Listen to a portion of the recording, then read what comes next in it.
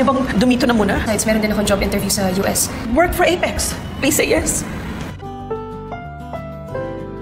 Ang susunod na programa ay rated PG.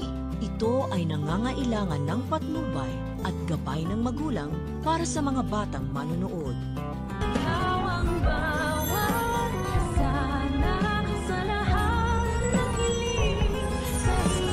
Kabanding po namin dun sa Apex dati.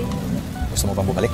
Ito po Matapos nga ang matagumpay na Christmas party ng mga bata, ay makapag-uusap ng personal sila Robert at Annalyn. Napansin nga ni Robert na kung gaano kasaya ang kanyang anak na makasama muli ang mga katrabaho nito sa Apex. Namiss nga daw ni Annalyn ang mga banding nila ng kanyang mga katrabaho noon. Kaya naman dito natatanungin ni Robert si Annalyn kung gusto ba nitong bumalik ng Apex. Matitigilan naman si Annalyn sa pagsasalita at mapapaisip sa tanong ng kanyang ama. Si Robert na nga kaya ang makapagpakumbinsi sa kanyang anak na bumalik na ng Apex. Sa kabilang banda, matatanggap na ni Dr. Enriquez ang imbitasyon ni Dr. Hiroshi ng Japan patungkol sa kanyang seminar na gaganapin mismo sa Japan, at imbitado nga dito sila Doc Lindon at Doc Annalyn. At ipapakita niya nga agad ito kay Doc Carlos na nagdadalawang isip pa na ipadala si Annalyn sa Japan, dahil alam naman natin kung gaano kabigat pa rin ang loob ni Carlos kay Annalyn at nakikipagplastikan nga lang ito sa kanya. Sa kabilang banda, ito naman si Giselle ay pilit pa rin kukumbinsihin sila Eric at ang kanyang anak na si Justin na wag nang umalis ng Pilipinas. Pero ayon kay Justin ay hindi na sila pwedeng mag-extend pa ng stay sa Pilipinas